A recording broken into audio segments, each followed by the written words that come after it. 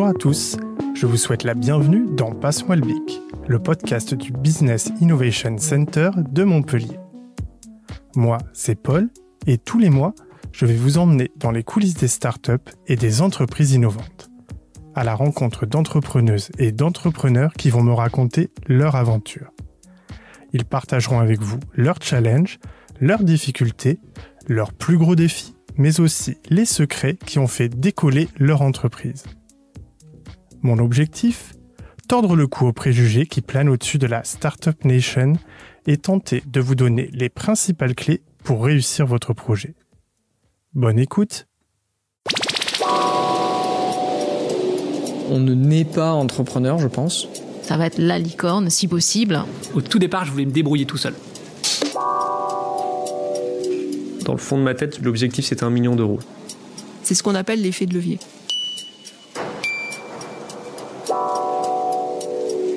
Passe-moi le bic. Dans les coulisses des startups. À l'heure du digital, les frontières n'existent plus et l'expansion à l'international s'impose comme une nécessité pour nombre de startups. Aujourd'hui, leur marché est mondial et les entreprises innovantes doivent penser à leur internationalisation dès le départ. Mais comment se lancer sans se brûler les ailes ? Peut-on faire du business avec les US, le Japon ou l'Australie depuis la France ? Doit-on obligatoirement installer une filiale dans les pays visés ? Pour répondre à ces questions, j'ai le plaisir de recevoir aujourd'hui Célia Belline, cofondatrice de Silker, et Atem Weslati, CEO de Yoterop, qui racontent 2 visions assez différentes de l'expansion à l'international. Et en fin d'épisode, je retrouverai Isabelle Prévost, la directrice du BIC de Montpellier, qui vous donnera quelques conseils pour commencer à réfléchir à votre stratégie d'internationalisation. Bonne écoute!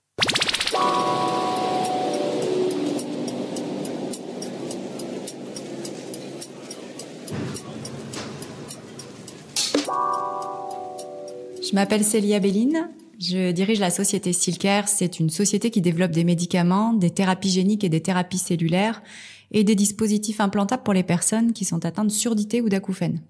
J'ai 2 associés, Marie-Pierre Padeloup et Sylvie Pucheux. Donc on travaillait toutes les 3 dans une unité qui était dédiée au vieillissement de la population. Et donc dans cette unité, il y avait notamment tout un angle qui visait à développer des solutions pour les désordres sensoriels. Et dans les désordres sensoriels, il y avait l'audition. Donc on a beaucoup travaillé sur ce sujet-là. Moi, j'avais un projet en direction de projet qui était sur la prévention des pertes d'audition liées à l'âge. Donc c'était ce principe-là où on a un énorme besoin médical non répondu. C'est 15% de la population mondiale, c'est une forte prévalence et une forte croissance en fait des désordres auditifs et notamment chez les jeunes, avec plus d'1 milliard de jeunes à risque d'être sourds à 40 ans. Donc il y a rien, c'est-à-dire il y avait aucun traitement à part des aides auditives qui permettaient éventuellement d'adresser ces problèmes d'audition. Donc le marché de Silker, il est international. Donc nos clients, ce sont des sociétés pharmaceutiques, des sociétés de biotechnologie, des medtech, et ils sont dans le monde. Donc quand on a créé Silker, il n'était pas du tout question en fait d'adresser un marché qui était national. Notre marché, il est à 70% aux États-Unis. Donc il y avait une évidence, il fallait absolument qu'on soit implanté sur le territoire américain. Par le passé, moi j'ai dirigé des équipes qui étaient aux États-Unis, qui étaient à Bridgewater, à Philadelphie. Donc on connaissait déjà la complexité en fait de manager des personnes potentiellement à distance. Donc le deuxième sujet, c'était la capacité de continuer à piloter quand même de France l'entreprise qui devenait globale. Donc on a fait le choix de s'implanter sur la région de Boston. Alors l'avantage de Boston, c'est que à l'échelle d'une métropole, on a toutes les sociétés pharmaceutiques, de biotech et de medtech qui sont implantées. Donc comment on a fonctionné ? On s'est décidé, je pense, en octobre 2016. Et on avait l'habitude de travailler avec un consultant qui est également investisseur à notre capital, donc il connaît bien l'entreprise. Il nous fallait quelqu'un qui était très à l'aise avec la culture américaine et très à l'aise également avec, je dirais, la compréhension de l'écosystème. Nous, on avait pour objectif d'éventuellement chercher un partenaire localement. Donc, on s'est retrouvés connectés au cluster Life Science Alors, aux US et notamment sur la région de Boston, on a pris des bureaux en fait dans ce qui s'appelle le CIC, qui est un espace de coworking mais dédié en fait à cette partie life science. Alors surtout celui de Cambridge, et ça vous permet d'avoir un pied à terre pour démarrer votre activité aux États-Unis.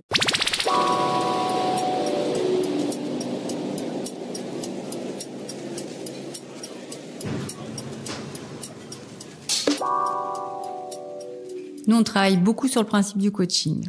Moi, j'ai toujours managé des équipes américaines, mais pour autant, je parlais pas bien américain. Et donc, il était important pour nous de bien communiquer à l'oral, notamment quand on est en conférence, qu'on se retrouve à devoir discuter avec le gouverneur.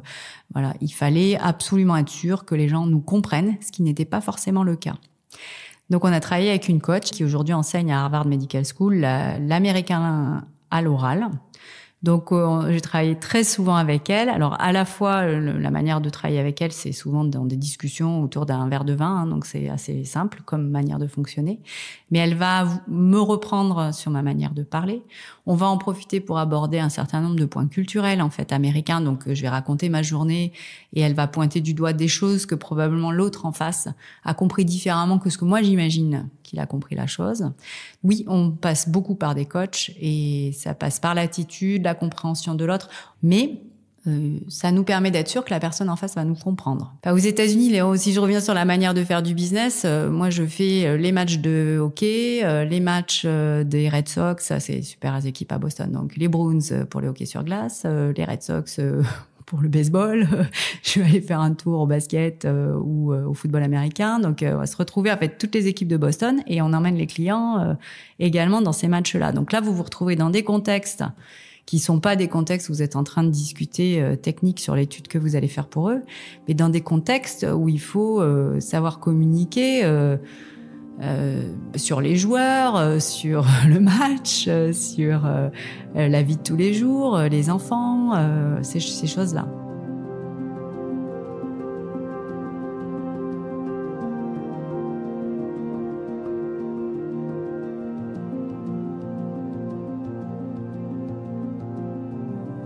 Donc, quand on est parti aux États-Unis en 2017, il était pas question en fait qu'on parte uniquement sur la trésor qu'on avait pu générer chez Silcare en France. Il n'était pas question qu'on mette Silcare France en fait en péril. Donc on est parti avec des personnes qui nous ont accompagnés spécifiquement sur le développement aux États-Unis. Quand on part aux États-Unis, il faut prévoir les coûts de déplacement déjà. Vous allez avoir beaucoup de déplacements. Ensuite, nous, on a fait le choix de prendre un appartement sur Boston très rapidement. Enfin, on est à Cambridge, mais très rapidement. Ensuite, si vous avez des bureaux, il faut prévoir les coûts fixes qui vont être liés au bureau. Vous avez la partie expertise comptable qui peut coûter beaucoup plus cher qu'en France. Donc, il faut savoir qu'en gros, tout coûte 3 fois plus cher qu'en France. Quand vous recrutez des collaborateurs, alors ça, c'est un sujet en fonction de là où vous vous implantez. À Boston, il y a 0,5% de chômage. Donc, vous avez une grosse problématique de rétention des personnes. Donc, il y a un turnover des ressources qui peut être très important. Et si vous voulez l'éviter, parce que quand vous formez les personnes sur des compétences très spécifiques et que ce sont des compétences rares, vous avez plutôt intérêt à essayer de les garder, et il faut les payer très cher. Donc, vous payez les personnes en moyenne au moins 3 fois plus cher. Nous, on a fait le choix de l'alliance et du partenariat également, parce qu'on s'affranchissait de coûts fixes, c'est-à-dire que tout est récupéré sur la base du chiffre d'affaires qu'on génère. Donc, on reverse une partie du chiffre d'affaires en fait à notre partenaire. Si vous devez louer des laboratoires, vous allez payer ça peut-être 10 fois plus cher qu'ici, donc c'est extrêmement cher. Et si vous n'avez pas d'activité, c'est un vrai problème. Il faut que vous ayez une structure de coûts fixes qui soit la plus faible possible et que tout soit indexé au moins au départ sur une part de variable, c'est-à-dire sur votre capacité à générer du chiffre d'affaires et en reverser une partie sur des charges. Et quand on a donc commencé à discuter avec notre partenaire américain, on a signé une lettre d'intention. Une lettre d'intention, ça veut dire qui tu es, qui je suis, qu'est-ce qu'on veut faire ensemble. C'est 2 pages qui très rapidement brodent en fait l'objectif de la potentielle alliance. Donc de toute façon, dans la mesure où on signe une lettre d'intention avec un partenaire, il faut baser toute la suite du travail sur la confiance qu'on met dans ce qu'on a écrit dans cette lettre. Il n'y a rien qui réglementairement ou légalement lie l'un à l'autre. juin 2017, on signe cette lettre d'intention. On a envoyé quasiment de suite, en fait, une stagiaire là-bas. Alors, elle va se reconnaître, je vais quand même citer son nom, elle s'appelait Alice. Ce qui était le plus important, en fait, c'était de comprendre comment fonctionnait l'entreprise réellement. C'est-à-dire quels étaient les influenceurs dans l'entreprise, comment était organisée l'entreprise, qui était avec qui faisait confiance à qui influençait qui. Et donc, en novembre, on a envoyé notre premier collaborateur, qui était Aurore, donc qui est partie, qui est une ingénieure qui bossait avec nous depuis 2015. Et ensuite, on a recruté localement. Donc, entre la signature de la lettre d'intention et le démarrage de l'activité, c'est passé 6-8 mois, quoi, avant qu'on puisse vraiment commencer à commercialiser notre offre. Et le contrat, si on en revient au contrat, au final, je pense qu'il a été signé en juillet 2018. Donc, si on n'était pas parti sur un principe de confiance, on perdait 1 an avant de pouvoir commencer des investissements et 1 an et demi avant de pouvoir commencer à travailler, en fait.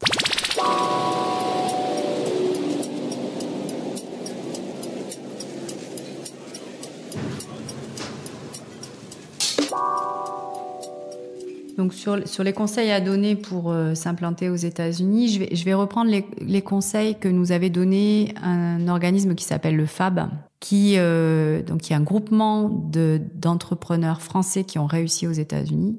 Il y avait 2 choses importantes. La première chose, c'était de bien s'entourer d'un point de vue avocat. Ça, c'est extrêmement important de vous entourer d'avocats en qui vous avez confiance, qui sauront vous accompagner, qui sauront adapter leur budget à votre budget aussi, parce que sinon vous pouvez vite vous retrouver dans un gouffre infernal, parce que les avocats aux États-Unis, c'est comme le reste, c'est 3 fois plus cher, donc il faut y faire très attention. Le deuxième conseil qu'ils nous avait donné, c'était si on voulait réussir, il fallait qu'il y ait un des dirigeants de l'entreprise qui s'établisse aux États-Unis. Parce que je pense qu'il faut mesurer la nécessité aux États-Unis d'avoir un management de proximité.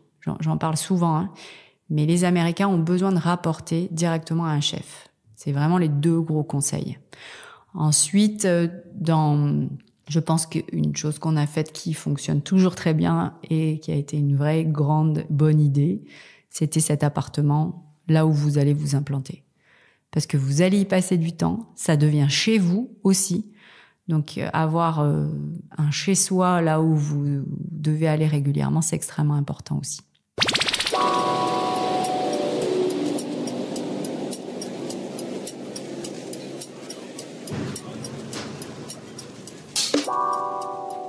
Contrairement à Célia, Atem a choisi de ne pas installer immédiatement une filiale à l'étranger, même si son marché est mondial.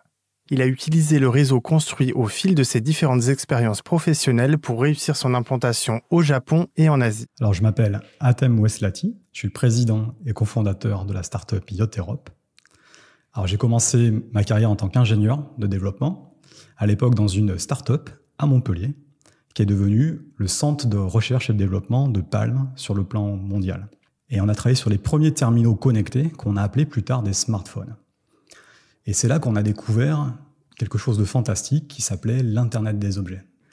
Et on a tout de suite vu, en tout cas, une opportunité formidable pour monter une société autour de ça, parce qu'on savait exactement ce que ce marché de l'Internet des objets allait nécessiter en termes de sécurisation, en termes de gestion à distance, qui était vraiment le cœur de notre savoir-faire. Alors, quel est l'objet de notre innovation ? Donc aujourd'hui, Yacht Europe, nous fournissons des solutions logicielles, du software, vraiment des solutions de rupture, pour gérer à distance et sécuriser les objets connectés. Notre terrain de jeu, c'est l'international, c'est le monde entier. Une innovation de rupture, elle ne peut pas être locale, elle ne peut pas être française, elle ne peut pas être uniquement européenne, elle doit être pensée dès le départ comme une innovation mondiale. Même si on part de zéro sur la structure, personne ne nous attend sur ce marché-là. Et l'objectif, c'est quand même d'utiliser notre expérience acquise dans ces grands groupes. Elle est acquise nominément. Donc ça veut dire que quand mon associé était le représentant d'un très grand groupe comme Intel dans un comité de standardisation, c'est cette expérience-là personnelle, cette légitimité qu'il acquiert nominément. Donc nous, on n'est pas parti de zéro, puisqu'on avait déjà un très gros background technique, un réseau de connaissances, un réseau industriel à notre portée. C'est ce qu'on a utilisé.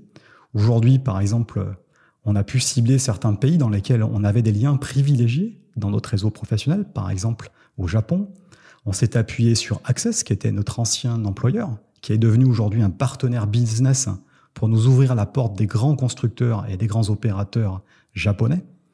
Et donc, évidemment, il ne faut pas hésiter à tisser ce réseau-là tout au long de sa carrière et à l'utiliser au moment où on monte sa start-up. Ce qu'il faut faire, c'est aussi aller chercher des talents, de l'aide extérieure, des partenaires qui vont nous permettre d'adresser certaines zones géographiques ou certains segments de marché qui sont visés dans la stratégie d'entrepreneuriat. Alors, au début, quand on n'a pas forcément les moyens, c'est difficile d'installer un site sur place, que ce soit aux États-Unis, que ce soit au Japon. C'est très coûteux. Donc nous, on s'est appuyé beaucoup sur des apporteurs d'affaires étrangers. Des gens qui vont être capables de faire l'intermédiaire et d'aller prospecter, d'aller découvrir en avance de phase comment le marché réagit par rapport à vos offres.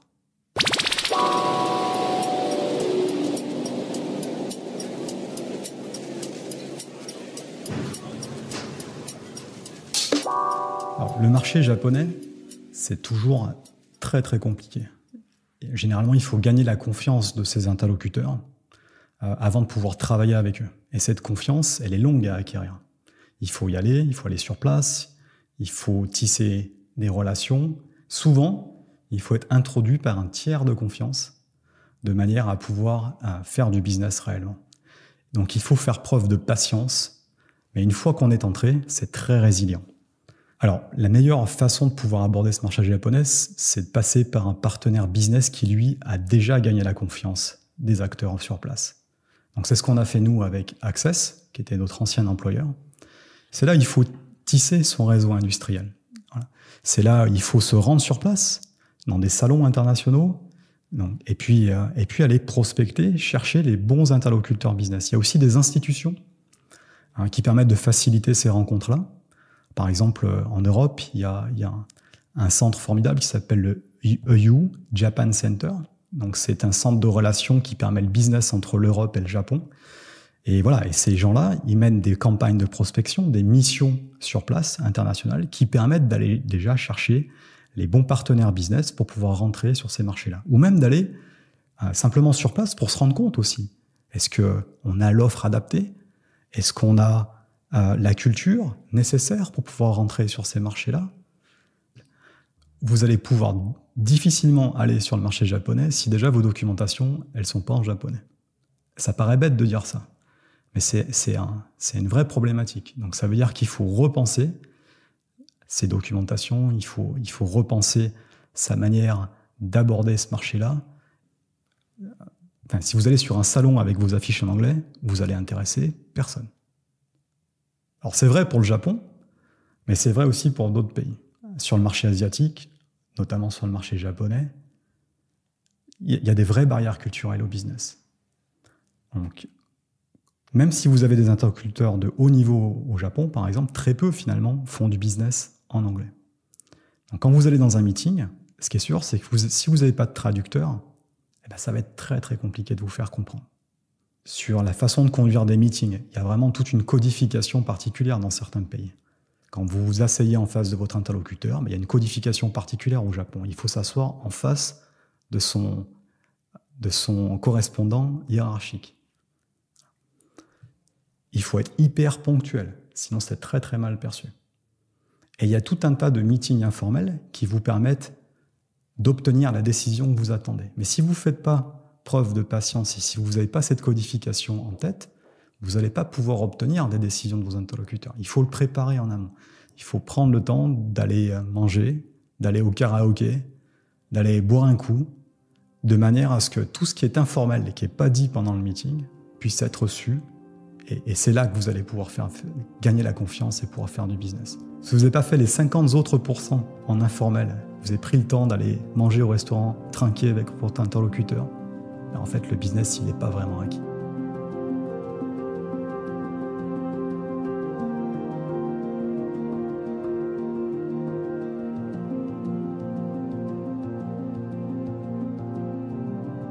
Ton terrain de jeu, il est international. C'est-à-dire que ta communication, tous les profils que tu recrutes, il faut qu'ils soient capables de faire de la documentation en anglais, il faut qu'ils soient capables d'interagir avec tes clients internationaux. Et donc cette internationalisation, elle transpire dès le début dans toutes les phases de développement de ta société. Mais ce qu'il ne faut pas oublier, c'est que tes concurrents, ils sont aussi dans le monde entier. Qu'ils soient en Chine, en Israël, aux US. Eux, ils ne vont pas se gêner pour aller prendre des marchés sur ton territoire. Alors comment on finance son ambition internationale? On n'est pas obligé d'aller lever des millions et des millions pour avoir une ambition internationale. Il y a tout un tas d'aides et de leviers, notamment à la BPI, qui permettent de financer sa prospection dans certaines zones géographiques. Alors déjà, prenez un financement export pour aller vous rendre compte sur place si votre technologie, elle est capable d'adresser le marché en question. Vous pouvez avoir des surprises, hein. Vous risquez de dépenser beaucoup d'argent et vous risquez de vous planter. Allez chercher dans votre réseau des partenaires business qui vont être peut-être beaucoup moins coûteux, sur lesquels vous allez peut-être échanger des échanges de bons procédés. Tiens, tu m'aides à développer tel marché, tu fais ma promotion et en échange, je peux te rémunérer à hauteur des ventes que tu peux faire. Avec des petits moyens, on peut déjà faire beaucoup, au moins dans un premier temps. Et après, effectivement, si le marché prend, s'il y a une vraie appétence, dans ce cas-là, pourquoi ne pas envisager d'aller installer quelqu'un sur place, ouvrir une filiale. D'accord ? Aujourd'hui, on peut très bien faire, nous, on fait du business aux États-Unis avec des acteurs industriels majeurs, sans forcément avoir une filiale déjà sur place. On fait du business au Japon sans avoir une filiale sur place. On fait du business en Australie, qui est un marché très très porteur pour nous, sans avoir une filiale sur place. Et allez-y de manière assez pragmatique. Ensuite, s'il y a une appétence particulière dans une zone visée, comment je fais pour la développer ? Appuyez-vous, pareil, sur des distributeurs, sur des partenaires forts. Proposez-leur des business models intéressants, où ils vont pouvoir être rémunérés sur le chiffre d'affaires engendré sur la zone en question. Et soyez en perpétuel renouvellement, parce que les apporteurs d'affaires ou des business partenaires, des fois, ça peut venir et ça peut s'en aller aussi vite que c'est venu. Alors nous, ce qu'on essaie d'éviter, c'est des partenaires business qui demandent des sommes récurrentes qui ne sont pas liées à un résultat. Généralement, nous, on prend des apporteurs d'affaires ou des business partners qui sont rémunérés à la success fee, donc qui sont rémunérés par rapport aux chiffres qu'ils génèrent. Et auquel cas, c'est gagnant-gagnant. S'ils vendent bien vos offres, du coup, ils ont une meilleure rémunération. Et de fil en aiguille, comme ça permet de construire des relations assez solides.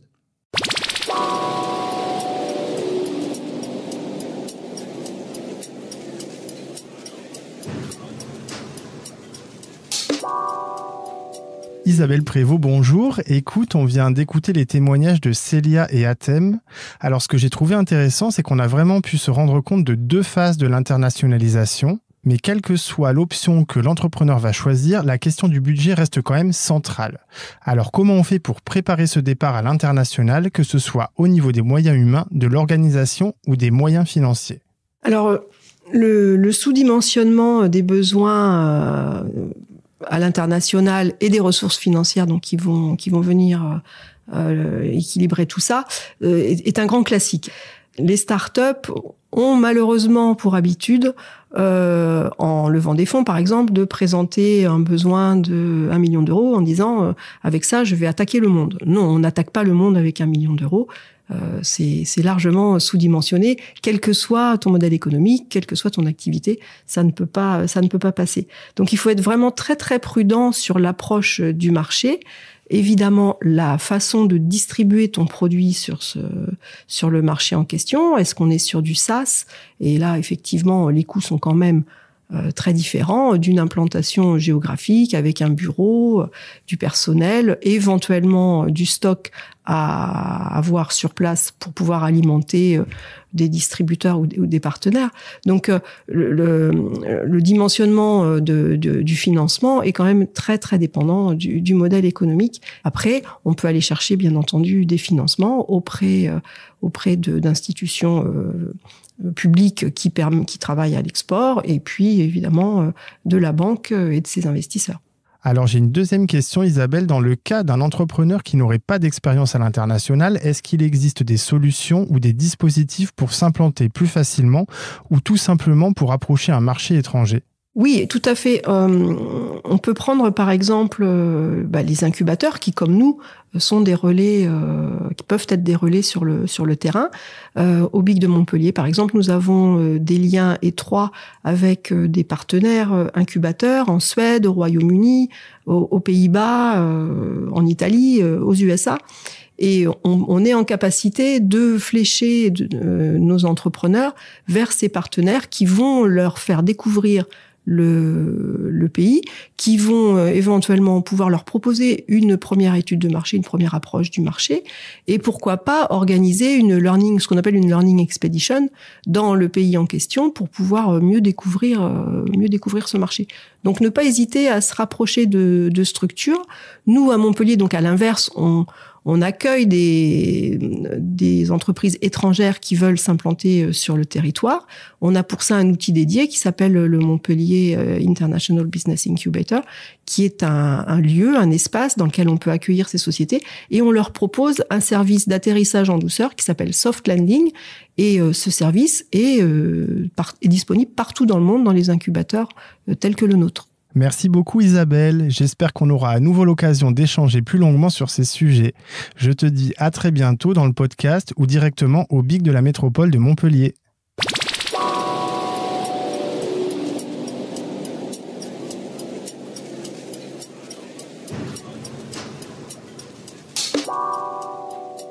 Il est déjà temps de vous quitter. J'espère que vous avez apprécié autant que moi cet épisode que vous pouvez retrouver sur toutes les plateformes d'écoute. Si vous avez aimé ce podcast, n'hésitez pas à le partager autour de vous ou à laisser un commentaire sur Apple Podcasts.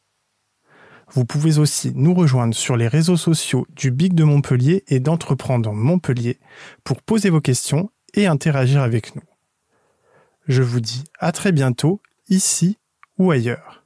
Ce podcast a été produit par LFB Studio pour le BIC de Montpellier et Montpellier Méditerranée Métropole. Réalisation Paul Angèle, mixage Bastien Nicolaï.